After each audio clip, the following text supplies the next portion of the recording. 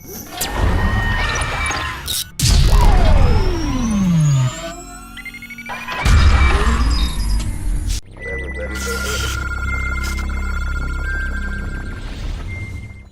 warahmatullahi wabarakatuh. Selamat pagi, Om Swastiastu, Namo Buddhaya, salam kebajikan. Perkenalkan, saya Wawan Idris Gintulangi sebagai mahasiswa PPG dalam jabatan kategori 1 angkatan 3 tahun 2023 LPTK Universitas Negeri Manado. Hari ini akan melaksanakan PPL Aksi 2 Siklus 2 di SMA Negeri 1 Penugalma. Terima kasih. Assalamualaikum warahmatullahi wabarakatuh. Waalaikumsalam warahmatullahi wabarakatuh. Selamat pagi adik-adik semua. Apa kabar hari ini? Luar biasa. Alhamdulillah. Tetap semangat ya? Ya. Pak Guru, cek kehadiran dulu. Tampak melihat situasi yang ada luar biasa untuk hari ini, hadir semua ya? Ya. Good. 2 jempol untuk kalian semua, beri aplaus untuk. Baik adik-adik, sebelum memulai proses pembelajaran, supaya apa yang kita pelajari hari ini dan apa yang kita dapatkan hari ini memperoleh berkah dari Sang Pencipta. Untuk itu kita awali dengan berdoa. Mohon kiranya adik-adik dapat memimpin doa untuk mengawali proses pembelajaran hari ini. Silakan adik-adik. Teman-teman, sebelum kita memulai pelajaran hari ini, marilah kita berdoa dan izinkan saya memimpin doa menurut keyakinan saya di Islam. Berdoa dimulai. Bismillahirrahmanirrahim. Rabbi zidni ilman warzuqni fahman, amin. Doa selesai. Oke, terima kasih. Untuk membangun semangat belajar kita, jiwa nasionalisme kita, mohon kiranya pada adik-adik semua berdiri, kita menyanyi salah satu lagu wajib nasional. Ya, kita menyanyi lagu Halo Halo Bandung ya.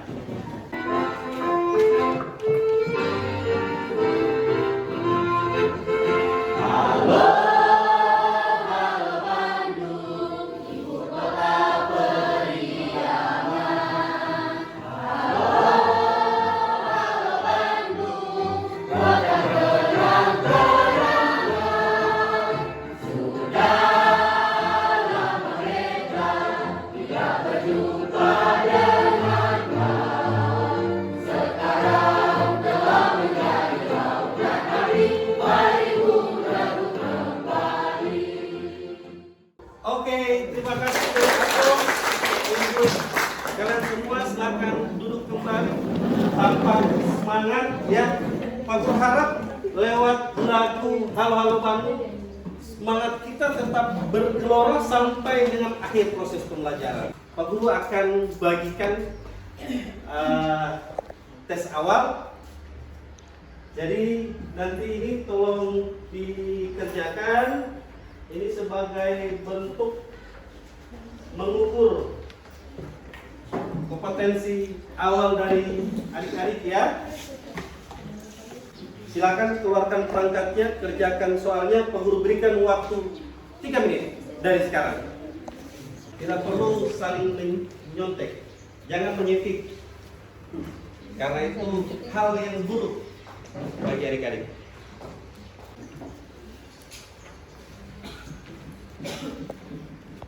Oke, terima kasih. Hari ini proses pembelajaran kita melalui alur kegiatan pembelajaran. Yang pertama, kegiatan pendahuluan kita sudah lewati tadi.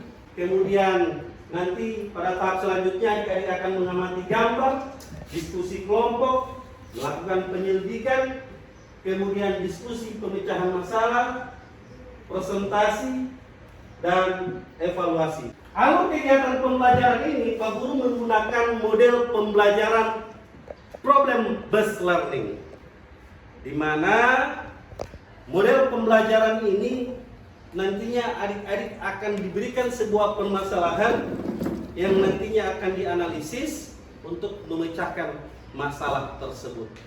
Nah, lewat kegiatan pembelajaran model problem bahasa learning ini, Pak Guru menggunakan pendekatan STEAM, TIPEK, dan saintifik serta komponen 4C. Metodenya yaitu metode diskusi dan presentasi dan tanya jawab. Bisa dikali ya? Bisa. Sebelum kita masuk pada proses pembelajaran, hal-hal yang tidak punya kaitan dengan mata pelajaran sejarah tolong disimpan di dalam laci adik-adik. Jadi Pak Guru ulangi, hal-hal yang tidak punya kaitan dengan mata pelajaran sejarah tolong disimpan di dalam laci.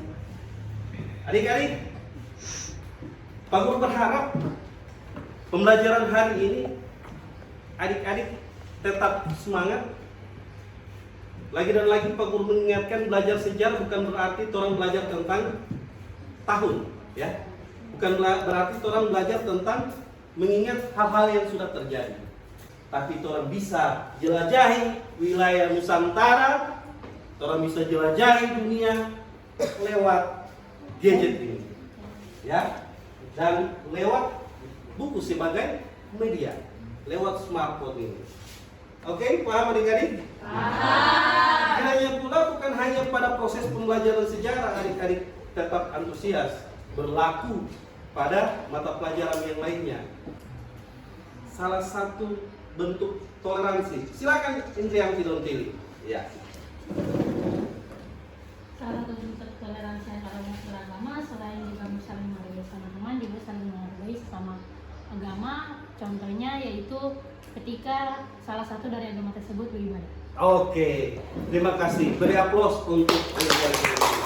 Jadi kita masyarakat Indonesia sebagai masyarakat plural itu saling menghargai antara satu dan yang lain.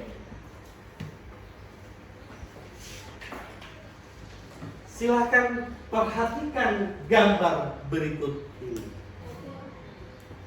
Apa yang terlintas di benak adik-adik setelah mengamati gambar 1, gambar 2, dan gambar 3? Gambar pertama, kedua, dan ketiga ini saling berkaitan dan berhubungan dengan proses pembelajaran kita sebelumnya. Kira-kira apa yang terlintas? Silakan. Oke, uang, good. Demo. Kemudian Presiden Soeharto. Nah, hubungannya dari ini berarti uang ini ada tanda anak panah. Berarti ini menunjukkan apa? Turun. Terjadinya penurunan dalam sistem ekonomi. Nilai tukar rupiah melemah. Kemudian atas dasar ini ada reaksi. Reaksi apa ini? Demonstrasi. Hasil dari demonstrasi ini, ya, dari runtuhnya ekonomi, kemudian terjadinya demonstrasi. Apa yang diinginkan oleh mahasiswa? Perubahan. Berarti mereka menuntut Presiden Soeharto turun dari jabatan. Jadi materi kita hari ini lanjutan dari materi tentang perkembangan kehidupan politik dan ekonomi masa awal reformasi.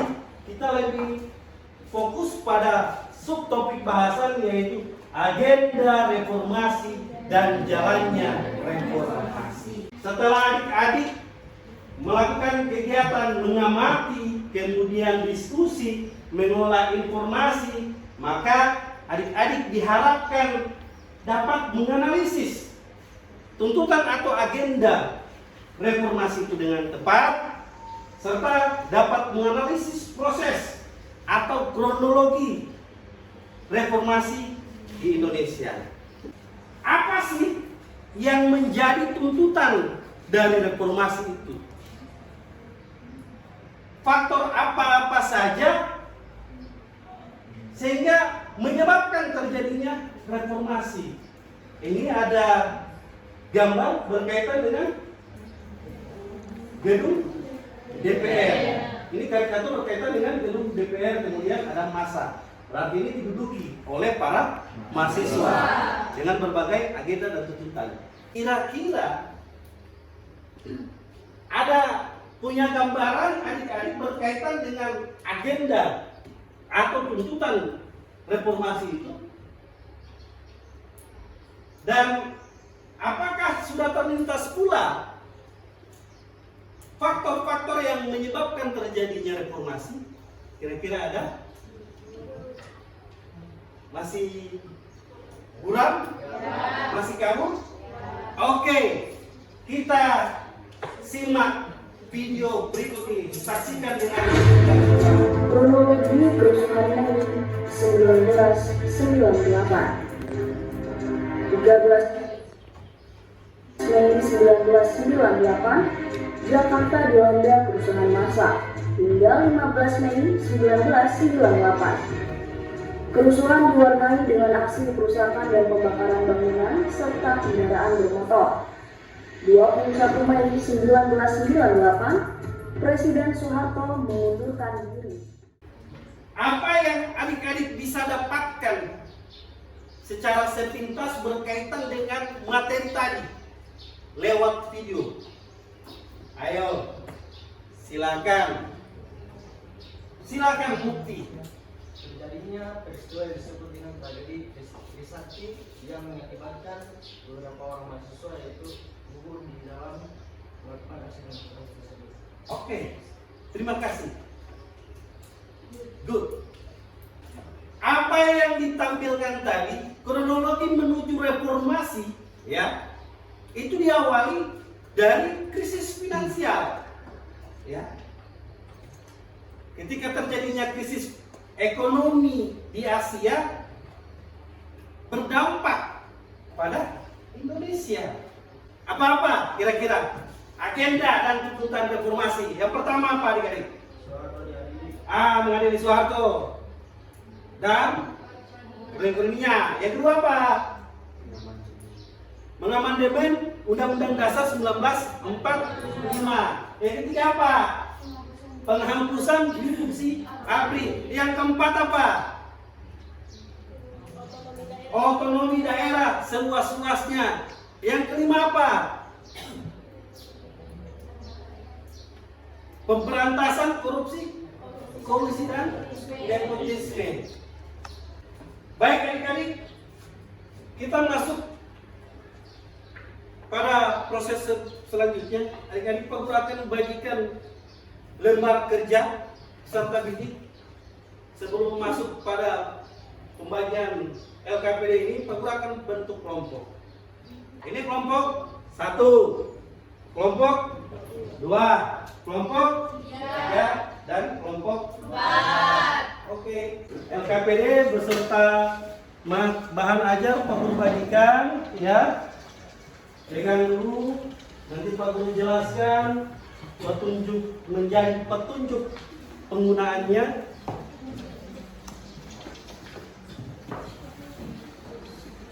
Oke, adik-adik. Nah, di dalam LKPD ini ada masalah atau orientasi masalah yang harus adik-adik simak. Ya, jadi begini adik-adik. Ini ada orientasi pada masalah toh. Nah, silakan adik-adik simak masalah yang diangkat ini, ya. Ini. Kemudian amati gambar yang ada. Nah, setelah adik-adik mengamati ini, sabanter kan? Adik-adik kumpulkan informasi. Setelah dikumpulkan, kemudian adik-adik akan merumuskan hasil pengamatan kelompok kalian. Kira-kira menurut adik-adik kelompok ini berkaitan dengan demokrasi Pancasila pada masa reformasi.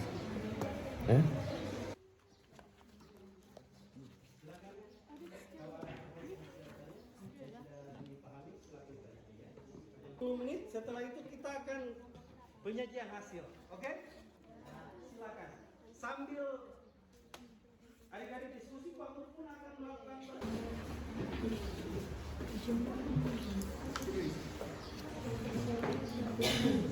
Sekarang Pak Guru mau tanya kepada adik-adik semua.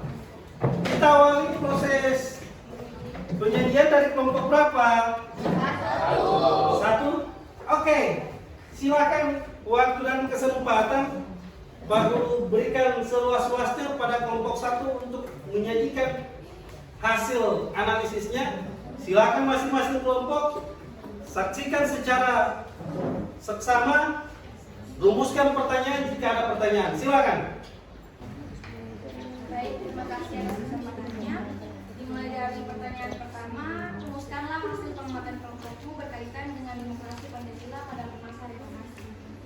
Jadi, menurut analisis kelompok kami, demokrasi Pancasila pada masa reformasi itu menekankan pada prinsip-prinsip demokrasi inklusif, keadilan sosial, dan partisipasi masyarakat dalam proses pengambilan keputusan politik.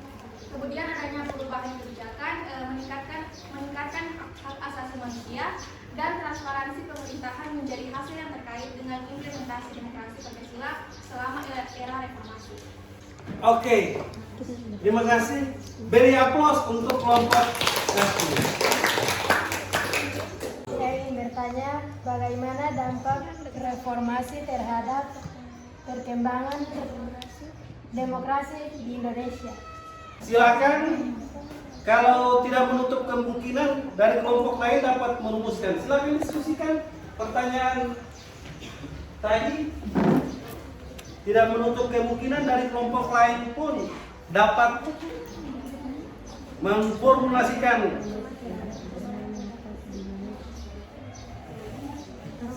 tambahan jawaban yang telah ditanyakan dari kelompok 3. Jadi jawabannya, dampak yang tercipta akibat adanya reformasi diantaranya pembatasan masa jabatan bagi seorang presiden. Sampai saat ini masa jabatan bagi presiden hanya sampai 5 tahun dengan maksimal 2 tahun 2 kali periode. Dampak lainnya dari reformasi adalah membuka ruang bagi Indonesia untuk melakukan kerja secara internasional dan banyak negara lain. Kebebasan berpendapat pada rakyat Indonesia pun menjadi terbuka, berbeda dengan saat masih di era Orde Baru. Beri aplaus dulu untuk yang kelompok penanya dan apa yang sudah disampaikan. Kita ice breaking dulu. Bisa? Bisa. Tepuk-tepuk gitu ya? Ya. Masih nggak tuh? Masih. Tepuk 2, 3 kali. Luar biasa. Beri aplaus untuk kalian. Salam histori. Salam satu jiwa. Salam histori. Salam satu jiwa. Kita menuju kelompok terakhir. Silakan kelompok 4. Warahmatullahi wabarakatuh. Waalaikumsalam warahmatullahi wabarakatuh. Kami dari kelompok 4 akan menyampaikan hasil analisis kami terkait materi yang sudah disampaikan tadi. Pertanyaan pertama terkait dengan demokrasi Pancasila pada masa reformasi. Demokrasi Pancasila adalah konsep demokrasi yang berlandaskan nilai-nilai Pancasila sebagai dasar negara. Pada era reformasi, pelaksanaan sistem pemerintahan demokrasi Pancasila sesuai dengan asas demokrasi yang berlandaskan Pancasila. Misalnya, otonomi daerah yang sudah berjalan walaupun belum sesuai harapan dan membawa akses negatif seperti munculnya raja-raja kecil, dinasti politik di daerah, dan banyaknya kepala daerah yang terjerat korupsi. Oke, beri aplaus untuk kelompok terakhir. Dari apa yang sudah disajikan tadi, silakan masing-masing kelompok ya. Jika ada yang dapat merumuskan pertanyaan, silakan Pak Guru berikan waktu untuk memformulasikan pertanyaan. Silakan didiskusikan bersama kelompokmu. Ingat adik-adik ya, dalam proses ini Pak Guru melakukan observasi pula dengan melakukan penilaian. Jadi keaktifan itu sangat penting. Apakah pelaksanaan demokrasi di Indonesia sudah berjalan dengan baik sesuai dengan agenda reformasi? Apakah agenda reformasi di Indonesia itu sudah berjalan dengan baik? Begitu kan? Silakan rumuskan, diskusikan bersama kelompokmu. Tidak menutup kemungkinan kelompok 2 dan kelompok 3 dapat menambahkan jawaban atau mau mendahului menjawab dari kelompok yang ditanyakan. Menjawab pertanyaan itu, demokrasi di Indonesia sudah berjalan dengan baik, adanya sistem pemilihan umum, namun secara mendalam demokrasi belum berhasil diterapkan secara penuh karena banyak pejabat tinggi lebih mengedepankan pendapat sendiri ketimbang rakyat. Oke. Prinsip demokrasi merupakan nilai diperlukan untuk mengembangkan suatu bentuk pemerintahan yang demokratis. Tetapi sesuai dengan kenyataannya, di Indonesia sendiri kurang efektif dalam menjalankan demokrasi. Dalam artian kurang efektif karena bertolak belakang dengan prinsip dan sistem negara demokrasi. Seperti yang kita tahu sekarang, penyimpangan ekonomi uang yang masih banyak terjadi. Politik uang ini terjadi pada saat pesta demokrasi dengan membagikan uang atau barang untuk mempengaruhi seseorang agar memilih seseorang calon legislator agar bisa menang pemilu. Terima kasih. Oke, beri aplaus. Apa yang dijawab tadi ini merupakan kenyataan, ya, bahwa dalam sistem demokrasi saat ini masih ada yang namanya money politik. Ini mencederai asas dari demokrasi itu sendiri, ya. Kira-kira apa yang sudah ditanggapi, apa yang sudah ditambahkan, kelompok penanya bagaimana? Cukup? Oke. Cukup ya? Bisa dipahami dalam artian. Oke. Terima kasih. Masing-masing kelompok tampil luar biasa dengan penyajian hasilnya. Beri aplaus sekali lagi. Kita masuk pada kesimpulan. Ya, silakan. Adik-adik. Kesimpulan dari kelompok kami, ini terjadinya era reformasi diawali dengan krisis finansial yang mendorong aksi demonstrasi massa mahasiswa untuk menuntut reformasi dan menuntut Presiden Soeharto untuk turun dari jabatan. Oke, terima kasih. Beri aplaus dulu. Kelompok 1 dan kelompok 2. Silakan menyimpulkan. Baik. Kelompok.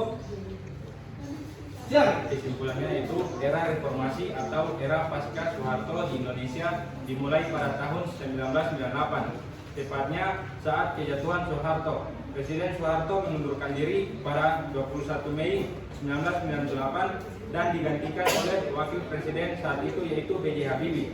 Pada era reformasi, pelaksanaan sistem pemerintahan demokrasi Pancasila diterapkan sesuai dengan asas demokrasi yang berlandaskan Pancasila. Pada agenda reformasi, tepatnya 6 tuntutan yaitu penegakan supremasi hukum, pemberantasan KKN, pengadilan mantan Presiden Soeharto dan kroninya, amandemen konstitusi, pencabutan fungsi ABRI atau TNI Polri, dan pemberian otonomi daerah seluas-luasnya. Sekian, terima kasih. Oke, beri aplaus untuk kelompok 4 dan beri aplaus untuk kalian semua. Aku tambahkan ya, adik-adik. Jadi pada intinya reformasi adalah fondasi bangsa menuju sebuah perubahan. Pak Guru akan bagikan tes akhir sebagai pengukur kompetensi dari adik-adik apa yang sudah kita pelajari hari ini.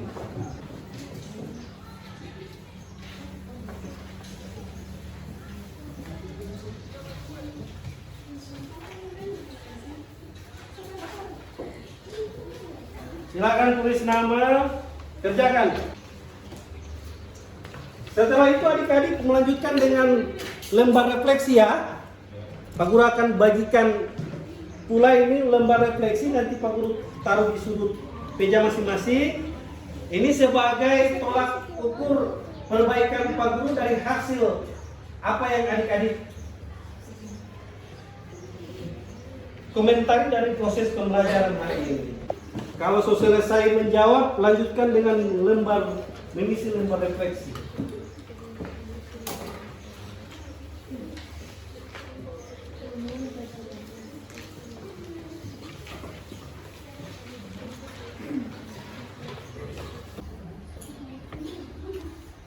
Ya silakan. Kalau sesudah, silakan isi refleksinya ya. Sebagai tolak ukur perbaikan Pak Guru untuk pembelajaran hari ini. Kalau sudah silakan letakkan di sudut kanan. Ini akhir dari proses materi hari ini. Jadi proses pembelajaran selanjutnya itu masuk pada materi yang baru berkaitan dengan peran pelajar, mahasiswa, dan tokoh masyarakat dalam perubahan tatanan ketatanegaraan Indonesia. Masuk materi berikut ya. Oke, untuk mengakhiri proses pembelajaran supaya kita beriang gembira, kita menyanyi orang lagu daerah.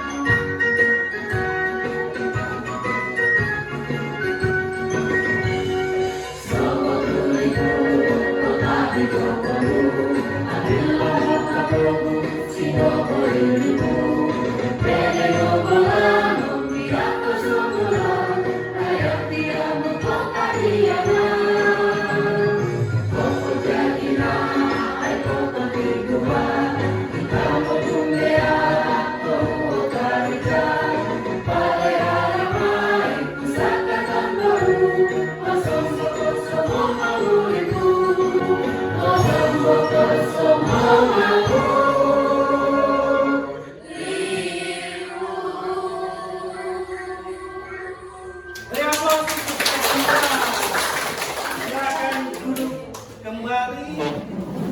Terima kasih untuk hari ini. Adik-adik semua luar biasa. Tetap semangat dari awal sampai dengan akhir. Pak Guru mau menyapa untuk terakhir kalinya sebelum proses pembelajaran berakhir. Salam histori. Salam satu jiwa. Salam histori. Salam satu jiwa. Kita akhiri proses pembelajaran dengan doa supaya apa yang kita dapatkan dan apa yang sudah kita pelajari sebagai ilmu yang bermanfaat untuk di masa depan. Doa dimulai. Untuk itu, terima kasih atas pembelajaran pada pagi hari ini bisa dilaksanakan dengan baik. Lalu kami Tuhan berdoa, haleluya, amin. Ya, terima kasih Luki. Jadi tadi kan yang berdoa agama Islam, toh? Yang berdoa di akhir pembelajaran agama Kristen. Itu sebagai perwujudan toleransi. Orang berbeda agama, orang berbeda akidah, tapi orang tetap satu, orang bersaudara. Berbeda-beda tetap satu. Seperti semua yang terima kasih untuk hari ini. Demikian. Wassalamualaikum warahmatullahi wabarakatuh dan selamat pagi menjelang siang.